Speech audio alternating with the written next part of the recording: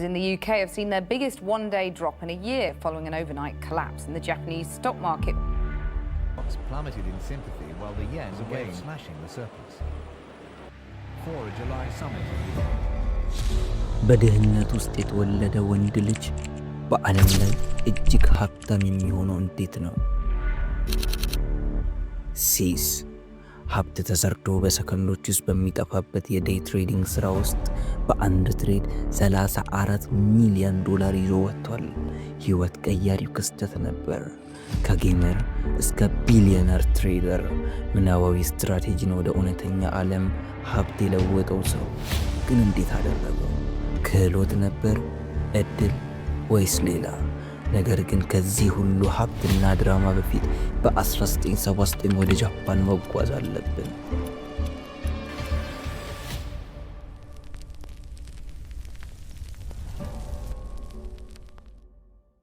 እንደ አውሮፓውያን አቆጣጠር በ1979 ነው። እናም ጃፓን በአክሲዮንና በሪል ስቴት ገበያ ውስጥ ከምን ጊዜውም ታላላቅ እድገቶች ወደ አንዱ እየገባች ነው። ጃፓን በ1980ዎቹ ውስጥ ዓለም አቀፍ ገበያዎችን ሙሉ በሙሉ ተቆጣጥራለች። ጃፓን ተወዳዳሪ የሌለው ቴክኖሎጂና የሰው ኃይል ቅልጥፍናን እያዳበረች ነበር። እንደ አውሮፓውያን አቆጣጠር በ1988 በዓለም ላይ 8 ትላልቅ ባንኮች ጃፓናውያን ነበሩ። እናም ጃፓን ከዓለም አቀፍ አክሲዮኖች ግማሽ ያህሉን ይዛለች። እንደ አውሮፓውያን አቆጣጠር በ1979 በአንድ ትንሽዬ መኖሪያ ቤት ውስጥ ይኖሩ የነበሩ የድሮ አሰራሮችን የሚከተሉ ተስፋቸውን በባህላዊ የትምህርት ስርዓት ሊያደረጉና ለልጃቸው ተመሳሳይ ርዕዮተ ዓለም ለማስረጽ የሚያስቡ አነስተኛ ገቢ ያላቸው ባልና ሚስት ነበሩ። ይህም ብልህ ትንሽ ሰው ተወልዶ በቶኪዮ ጎዳኖች ላይ ማደግ ጀመረ። ሲስ ከልጅነቱ ጀምሮ ጨዋታዎችን መጫወት ይወድ ነበር። ነገር ግን መሸነፍን ይጠላል።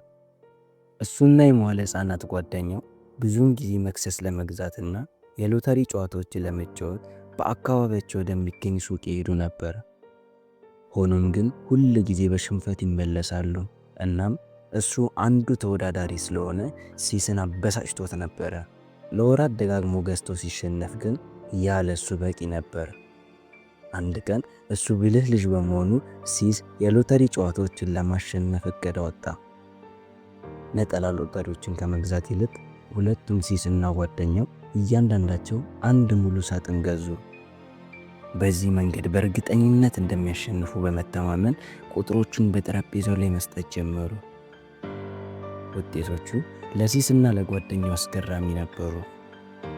በጣም የሚገርመው በእያንዳንዱ ሳጥን ውስጥ ያሉት ሁለቱም አሸናፊ ቁጥሮች በትክክል አንድ አይነት ነበሩ። በዚያን ጊዜ ባያውቀውም ያ ቀን ሲስ በህይወት ዘመኑ ሁሉ ከሚማራቸው በጣም አስፈላጊ ትምህርቶች ውስጥ አንዱ የሚያመለክት ሲሆን ይህም የዩኒቨርሳል ሎው እያንዳንዱ ጨዋታ የሚጠበቀው ዋጋና ስርዓቶች እንዳለው ነበር። ከሁለተኛው የዓለም ጦርነት በኋላ የጃፓን ኢኮኖሚ እንደገና እያደገ መጥቷል። በጃፓን ባህላዊ ስርዓት የሚከተሉ መካከለኛ ቤተሰብ ውስጥ የሚኖረው ሲስ ወላጆቹ በጣም ጥብቅ ነበሩ። ወላጆቹ ሲስ ጥሩ ትምህርት እንዲኖረው ፈልገው ነበር። ይህም የአካዳሚ ትምህርት ለሲስ ችግር ነበረውና ወላጆቹን ለማስደሰትና በአካዳሚክ ስኬት ማድረግ ባለመቻሉ ሲስ ምንም ጥሩ ልጅ እንዳልሆነ እንዲሰማው ተገዷል። እንደ ብዙ ልጆች ሲስ ወደ ትምህርት ቤት የሚሄድ ፍርሃት ነበረውና አብዛኛውን ነፃ ጊዜውን ከጓደኞቹ ጋር በቶኪዮ በሚገኘው የአካባቢው የመጫወቻ ማዕከል ውስጥ የውጊያ ጌሞችን በመጫወት ያሳልፋል።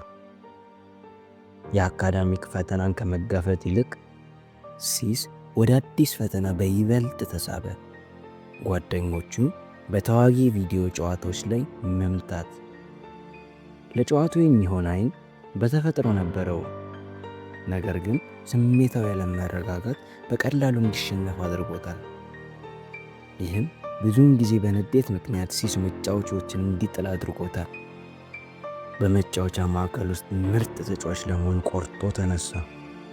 ስፍር ቁጥር በሌላቸው ሰዓታት ውስጥ ሲስ ለማሸነፍ በፍጥነት ማሰብና መረጋጋት እንዳለበት መማር ጀመረ። ብዙም ሳይቆይ ሲስ ሁሉንም ጓደኞቹ ማሸነፍ ጀመረ። እናም በፍጥነት በአካባቢው የመጫወቻ ማዕከል ውስጥ ያሉትን ተጫዋቾች በማሸነፍ ታዋቂና ጠንካራ ተጫዋች ሆነ። ይህም ሁላችንም የምናውቀው who is he? Yes, it's pronounced sis. ሲስ የሚለውን ቅጽል ስም አስገኝቶለታል። ሲስ ማለት በጥንታዊ ጃፓንኛ ሞት ማለት ነው። ነገር ግን ጨዋታዎችን መቆጣጠር ዋጋ አስከፍሎታል። ውጤቶቹ የበለጠ ቀንሰዋል። ምንም እንኳን በአካባቢው የመጫወቻ ማዕከል ውስጥ ከታዋቂው ዝናው የኩራት ስሜት ቢያዳብርም የሲስ እውነተኛ ፈተና ገና መጀመሩ ነበር። በሁለተኛው የዓለም ጦርነት ድህነት ስላጋጠማቸው ወላጆቹ ለሲስ የተሻለ የወደፊት ዕጣ ፈንታ እንዲያገኝ ትምህርትን እንደ አስፈላጊ ዕድል አድርገው ይቆጥሩታል። እናቱ ጥሩ ውጤት ባለማግኘቷ ብዙውን ጊዜ በቀበቷ ወይም ጫማውን በመወርወር ትደበድበው ነበር። በገንዘብ ውስንነትና በቤተሰብ ጥቃት ሲስ ተስፋ ቢስ ሆኖ የሚሰማው ቀጫጫ ልጅ ማደገ።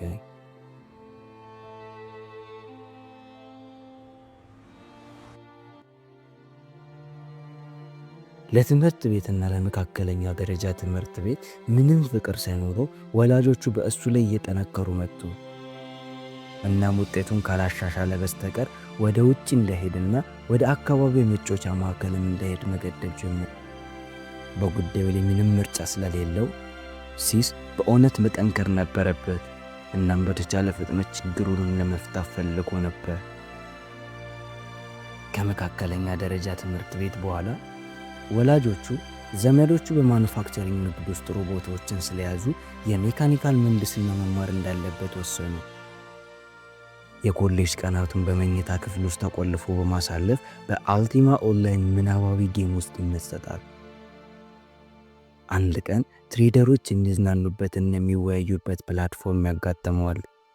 ይህም የእሱ ሕይወት ወደ ሌላ አቅጣጫ የሚወስድበት ነበር። እሱም ስለዚህ ነገር መመራመርና ጥናት ማድረግ ጀመረ።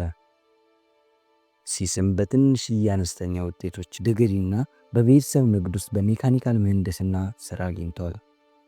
በአዲሱ ስራው ወላጆቹን እንደሚያስደስት ተስፋ አደረገ። ከወላጆቹ ጋር ያለው ግንኙነት ምንም እንዳልተለወጠ ሲያውቅ ግን የበለጠ ተበሳጨ። ከጠዋት እስከ ማታ ባለው ሙሉ ጊዜ ውስጥ የሜካኒካል ምህንድስና እየሰራ የሴት ጓደኛ እና ምንም ገንዘብ ስላልነበረው ሲስ በውስጡ የሞተ ያክል ስሜት ተሰማው። እሱ ተወዳዳሪ ልጅ በመሆኑ ሲስ ከመቼውም ጊዜ በበለጠ አሁን ማሸነፍ ፈልጎ ነበር። በህይወቱ ደስተኛ ባለመሆኑ ወላጆቹ የተሳሳቱ መሆናቸውን ለማረጋገጥ ወስነዋል። ሲስ ከአሰልቺ ህይወቱ ለማምለጥ አስፈላጊውን ሁሉ ለማድረግ ወሰነ። የሚወዳትን ልጅ ባለማግኘቱና ከቤተሰቡ ጋር ባሳለፈው ደካማ አስተዳደግ ሁሉም ጭንቅላት እንዲዞር የሚያደርገውን አንድ ነገር ተገነዘበ። እሱም ስርዓቱ የሚፈልገው ገንዘብ ብቻ ነው። አንድ ነገር ካለ እንዴት የተሻለ መስራት እንዳለበት የሚያውቀው ነገር ቢኖር ስርዓቱ በራሱ ጨዋታዎችን መምታት ነው። እናም አሁን ብዙ ግቦችን ማስቆጠር ዓላማው ጊዜው አሁን ነው።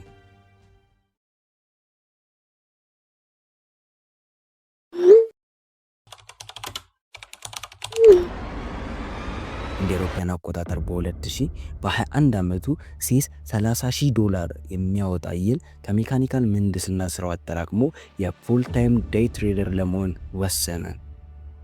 በመጀመሪያ በመኝታ ክፍል ውስጥ የስራ ቦታውን በማዘጋጀት ስቱዲዮን ካቋቋመ በኋላ ገበያዎችን ለመከታተል ብዙ ስክሪኖች ያስገባል። እሱም ስለሚያምንበት ሚሊዮነር እንደሚሆን ከፍተኛ ተስፋ ስላለው ስለ ትሬዲንግ ዓለም መማር ጀመረ። እንደ ትሬደር ማርኬትን መታገል ጀመረ። በህይወት ውስጥ ያለው ብቸኛ ጥያቄ ማርኬቶችን እንዴት ማሸነፍ እችላለሁ የሚል ነበር። በዚህም የዋረን ቡፌት የእሴት ኢንቨስትመንት ስትራቴጂ ዝቅተኛ ዋጋ ያላቸውን ኩባንያዎች የመግዛት ክላሲካል ስትራቴጂ ይዞ ገባ። እነሱ ረጅም ጊዜ ለመያዝ ዓላማ በማድረግ ይሁን እንጂ ይህ በፍጥነት ገንዘብ እንደማያገኝለት በፍጥነት ተገነዘበ። ስለዚህ ምን አይነት የትሬዲንግ ስትራቴጂ በየቀኑ ድል እንዲያደርግ ያስችለዋል። በፍጥነት ወደ ዴይ ትሬዲንግ እና የበለጠ ንቁ የሆነ የስካልፒንግ ስትራቴጂ አጫጭር ትርፎችን በመግዛትና በመሸጥ ዕለታዊ ገቢ ወደ ማግኘት ተቀየረ። ነገር ግን በገበያው ላይ ያለው ልምድ ውስን ነበርና ምንም እንኳን ትልቅ የፓተርን እውቅና የማይክሮ ልዩነቶችና ከፍተኛ ሪስክ ያላቸው ትርፎች ቢኖሩም ብዙ ገንዘብ ለማግኘት ከአለሙ አጠገብ እንዳይደርስ ብዙውን ጊዜ እኩል የሆነ ኪሳራ አስከትሏል። ተደጋጋሚ ውድቀት ቢኖረውም ሲስ ተስፋ ለመቁረጥ ፈቃደኛ አልሆነም።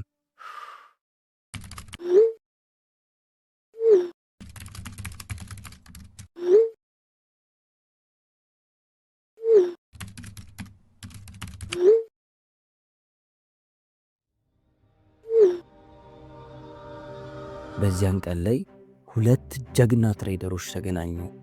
አንደኛው ቀድሞ በ2 ሚሊዮን የተቋቋመ አካውንት ያለው ሲሆን በሌላ በኩል ደግሞ ሲስ የማሸነፍ አባዜ ቢኤንኤፍ ያሸነፈውን ያህል እንዲያጣ አድርጎታል።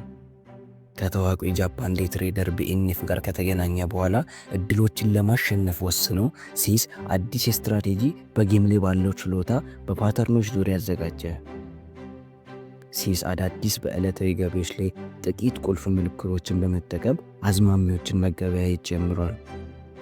የ5 ቀን ሙቪንግ አቬሬጅ እና የ25 ቀን ሙቪንግ አቬሬጅ በሚያቋርጡት አንገል በመመስረት አዝማሚዎችን አቅጣጫ ይወስናል። ያንን በመጠቀም በፍጥነት አካውንቱን ወደ 100,000 ያሳደገው። ምንም እንኳን ቀደምት ስኬት ምንም ይሁን ምን የእሱ ስትራቴጂ አሁንም አንዳንድ ጥሩ ማስተካከያዎች እንደሚያስፈልገው ተገነዘበ።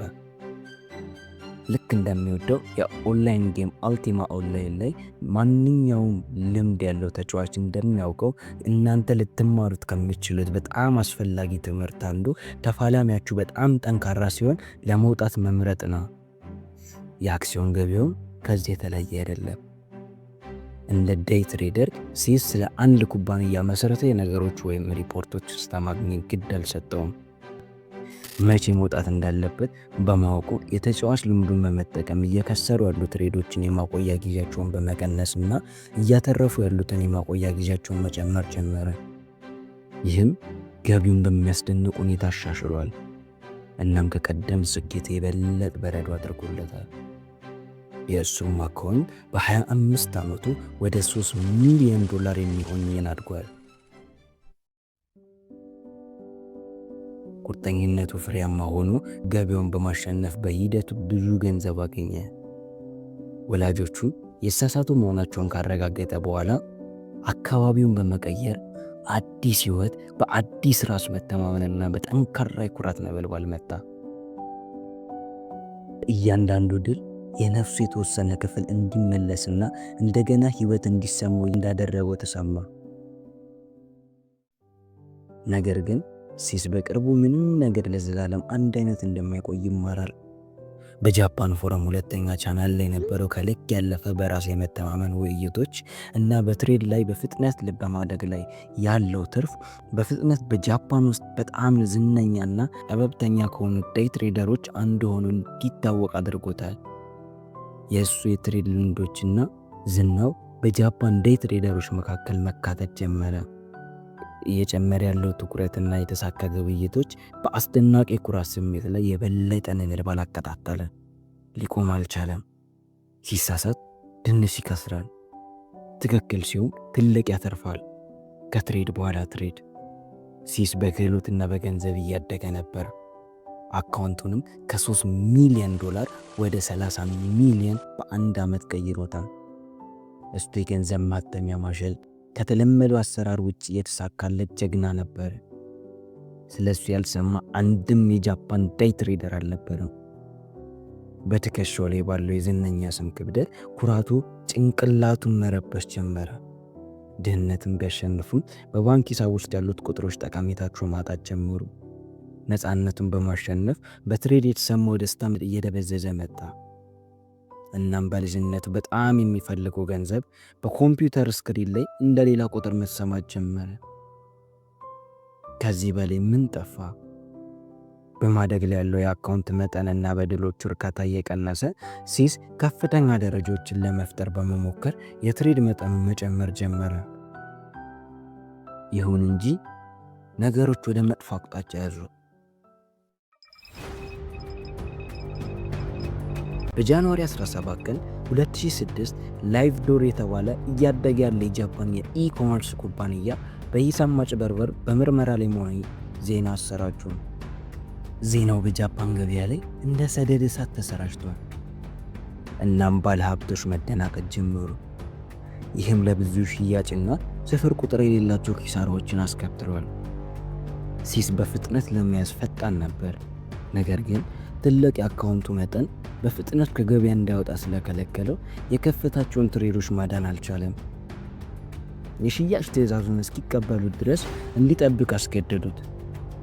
ማርኬቱ ጨክኖበት ነበር። ማርኬቱም ሲረጋጋ 92% የጃፓን አክሲዮኖች ቀንሷል። እናም ሲስ $5 ሚሊዮን ከስሯል። ይህም የሱ ታላቅ ኪሳራ ነበር። ኩራት ባለው መንገድ ሲስ ለተከታዮቹ ቀልድ ያዘለ መልእክት ላከ። ምንም እንኳን ኪሳራውን ለማጥፋት ቢሞክርም እና አሁንም ሂሳቡ በአመቱ ውስጥ በከፍተኛ ሁኔታ እያደገ ቢሄድም ኪሳራው በዚህ አላቆመም።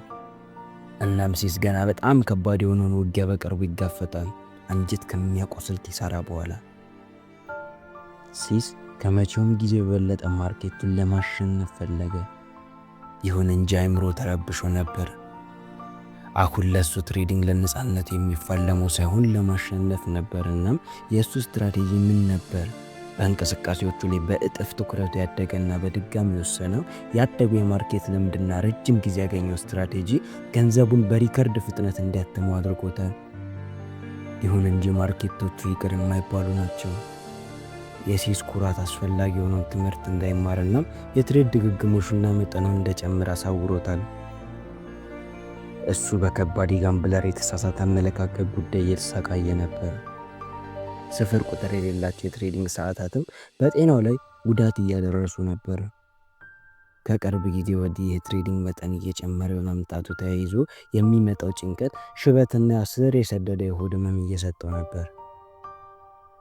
እንደ አውሮፓውያን አቆጣጠር ኦገስት 2007 ሁለት የቤር ስተርን ሄጅ ፈንዶች ለኪሳራ ከቀረቡ በኋላ የ2008 የሪል ስቴት ውድቀት መስፋፋት ጀመረ።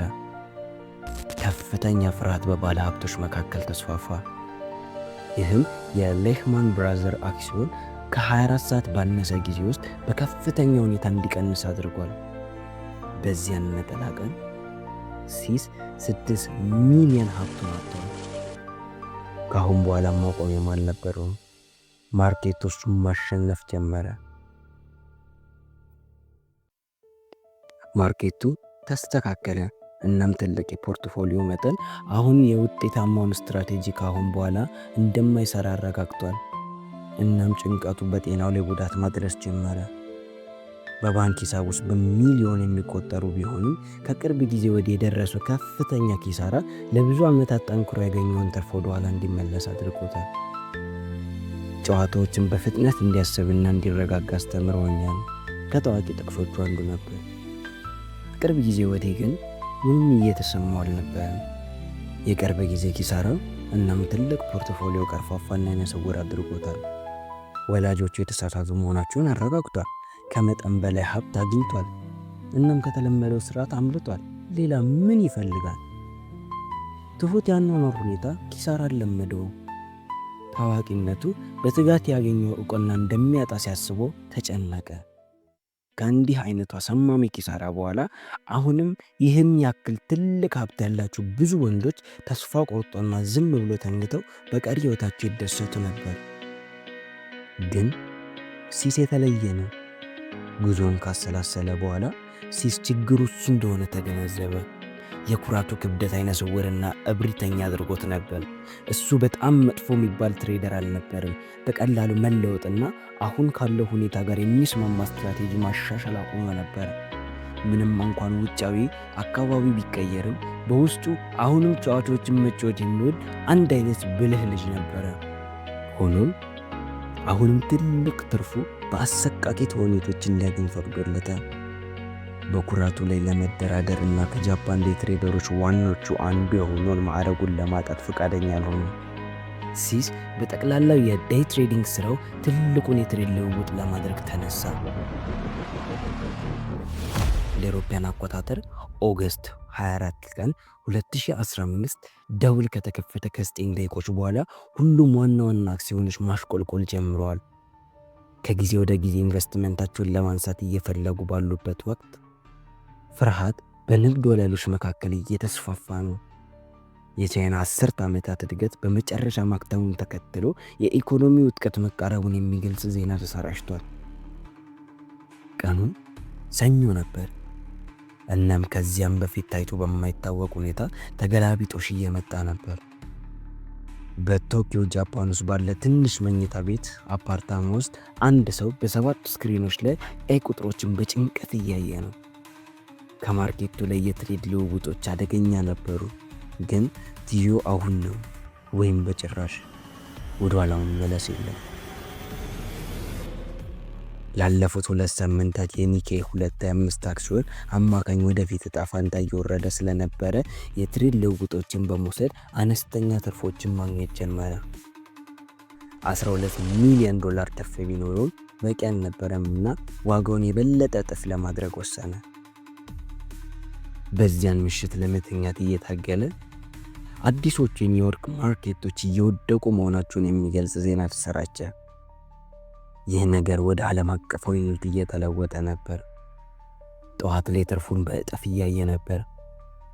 የትሬዱ አዝማሚያ በትክክል መሆኑን ያውቅ ነበር። በመጨረሻው የትሬድ ደረጃ ላይ በማርኬት ላይ የትሬድ ልውውጦች ገብቷል።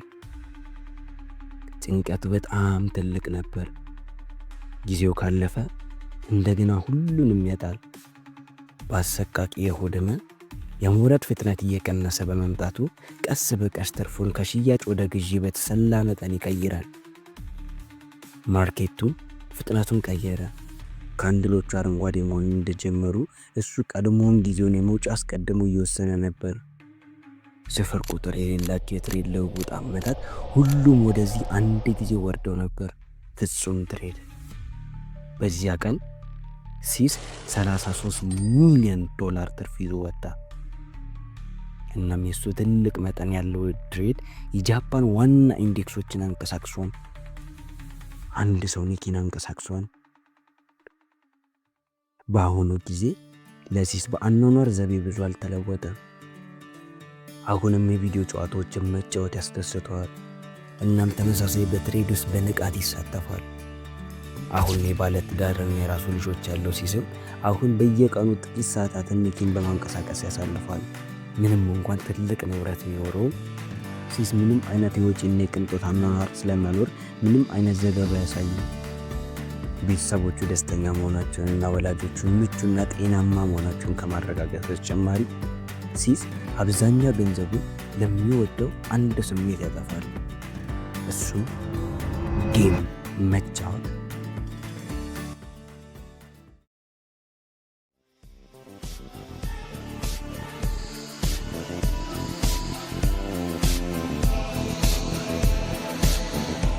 ይህንን የሲስ ምዕራፍ ስንዘጋው አንድ ነገር ግልጽ ነው። ታላቅነት በጭራሽ ድንገተኛ አይደለም። በዲሲፕሊን በጽናትና በሚያቋርጥ የባለቤትነት ፍለጋ ላይ የተገነባ ነው። አሁን ያለህበት ሁኔታ የወደፊትህን አይገልጽም።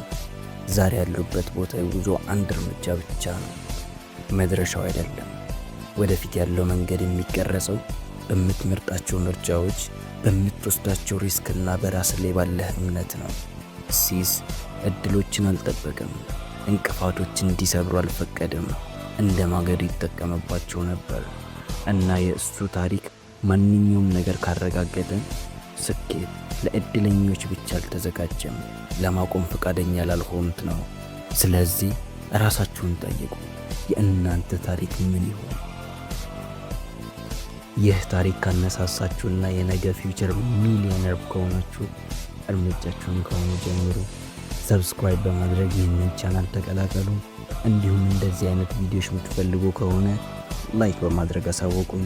በሌላ ቪዲዮ እስከማገኛችሁ ድረስ ፒስ አውት።